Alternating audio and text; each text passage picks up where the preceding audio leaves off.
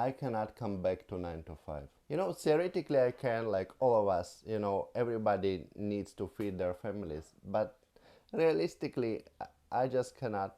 This feeling, it's like I'm suffocating when I'm working for someone. If you feel the same, I can share my story, I guess. I'm 36 currently, and I think last time I worked for some company, it was almost 10 years ago. I was 27, I guess. After that, I had a period of time in my life when I was a CEO of a family business. So I didn't have a direct boss, I guess, and it wasn't 9 to 5, it was more like working every day. And I earned less. I earned less than when I worked for a boss, but I had a share in a company, so I felt better. But anyway, it was an offline business, and I started feeling basically the same. I don't know why, but I think I just cannot be controlled. This feeling when you like have to wake up in the morning to go somewhere, do something, and you feel it's not you.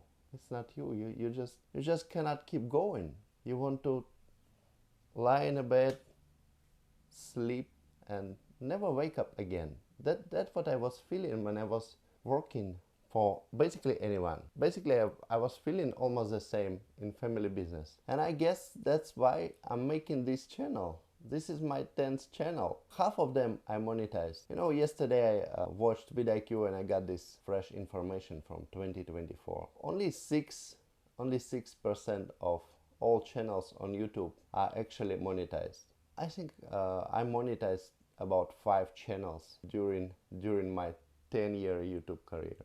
And yet I have to try again because every time the strategy was wrong. But strangely, I enjoy this more than the time in offline business or the time working for someone earning money. Even though I haven't earned anything yet with this channel, I kinda enjoy the challenge of growing it. Strange, right? So from the money perspective, I'm wasting my time here. And if you think about it, it's 10th channel and I didn't really earn much from the previous 9. In fact, like half of them I couldn't even monetize. And even from the monetized, I didn't really earn much because of various reasons in the past. I dropped some projects got demonetized. I found new ways to monetize, but I lost interest of audience in a topic, I guess. So my biggest channel is 22,000 subscribers, and I gave up on that because it wasn't growing for more than 4 years. So I slowly evolve in this YouTube sphere, I guess. But I looked at my new channel content. I guess I made like 9 or 10 videos, and I realized that it somehow became a YouTube advice channel, which I never intended.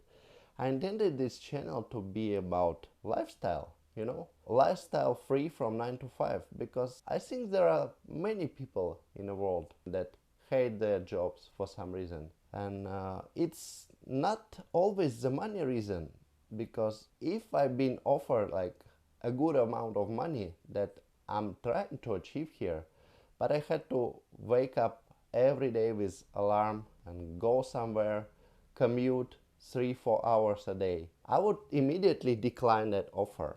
I don't want it. If people offered me like, hey, there's a contract, you have to work next 5 years for 5K per month, let's say, I would say, no thanks, I'll take my chances. I'll take my chances with another social media project. And even if I fail, I will probably enjoy my time much more than working for someone, making someone richer, following the rules. I guess that is the problem for many people. But another thing I noticed, when you're working for someone, you don't really feel your life. You feel your life is separate from you. You are just a cyborg, following the path of waking up, brushing teeth, getting or not getting breakfast, getting a commute on a train, by car, whatever, working there. It's called 9 to 5, but I don't know about your job, but where I work, people actually never gave me that 8-hour window, because when you work, normally they give you a dinner break, right? A dinner break 1 hour. So it's normally 9 to 6. It's 9 hours. I don't know. I think 9 to 5 is a big lie in the beginning because you have to work 8 hours. You have a dinner break, which you don't really control. You just go eat some fast food nearby your workspace, and then there's a commute to work and commute from work, and there's a wake up time. I don't really like waking up by alarm in the morning. I always feel like broken. I guess broken is a word.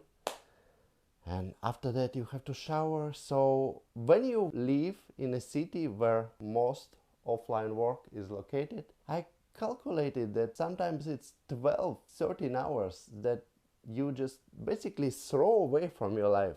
You throw away 13 hours from your life just for work purposes, for earning money. And then there's 8 hours of sleep, but it's never 8 hours. Sometimes you want to watch Netflix or whatever, YouTube in the evening, and you watch some videos or read a book. I don't know what you're up to. So there's like evening entertainment, 3-4 hours, and then you end up sleeping 5-6 hours, and you wake up broken again, absolutely broken and destroyed. And it repeats 5 days a week. And then there's Saturday and Sunday, and you sleep like a dead person till afternoon or 1, 2, even 3 p.m.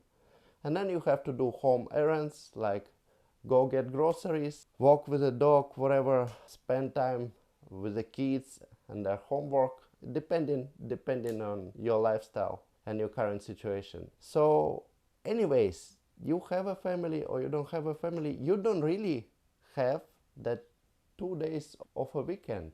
It's more like a second shift. It's more like a second shift. So basically, when you work for someone, you don't own your life. Your life belongs to the schedule, and you cannot do anything about schedule.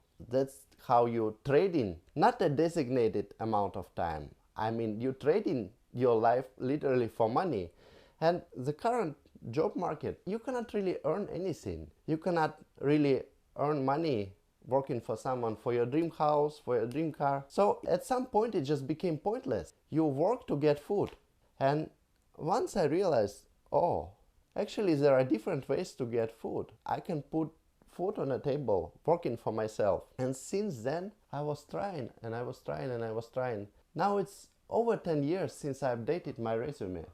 And I don't even remember what's in there. I never worked anywhere for a long time. In my family business, I worked for 3 years. That's a bit different. I was growing a project. So that was somehow mine, or part of that was mine. Weirdly, I enjoyed it, even if I hated it on the other hand. But if we just separate this part and look at my career, only at one place I worked for more than a year. It was a difficult economic situation and I was trying to save money as hard as I could.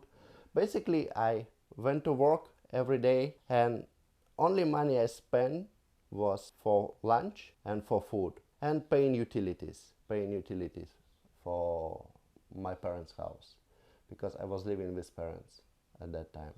And that's it. All money I was always trying to save because I always knew somehow that working for someone is not for me. So I was always trying to save some money to move on, to change my situation and start something that would be mine. And that was the longest period, 1 year or 15 months, when I could continuously work for someone. I hated every minute of it. You know, when I was younger, I could not even hold on longer than 4 months. I didn't work anywhere longer than 4 months till I was 26 I guess. And then was that last job. And basically, after quitting that job at 27, I never updated my resume again.